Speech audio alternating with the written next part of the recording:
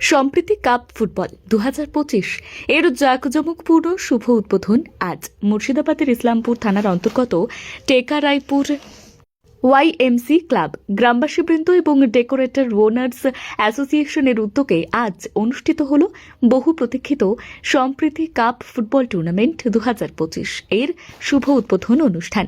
উদ্বোধনী দিনে মাঠে ছিল উৎসবের আমেজ, বাঁশির সুর, পতাকার রং, দর্শকদের উল্লাসে মুখরিত টেকরাইপুর ময়দান। এদিকে উদ্বোধন করেন স্থানীয় বিশিষ্ট ব্যক্তিবর্গ এবং ক্রীড়া প্রেমীরা। সঙ্গে উপস্থিত ছিলেন সিআই, ডোমকল, ইসলামপুর থানার কর্মকর্তারা এবং ক্লাব সদস্যরা ও বিভিন্ন এলাকার অগণিত ফুটবল প্রেমীরা।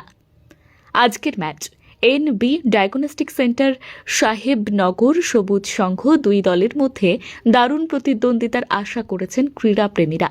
এই টুর্নামেন্টের মূল উদ্দেশ্য খেলাধুলোর মাধ্যমে সম্প্রীতি, ভ্রাতৃত্ব এবং ঐক্যের বার্তা ছড়িয়ে দেওয়া।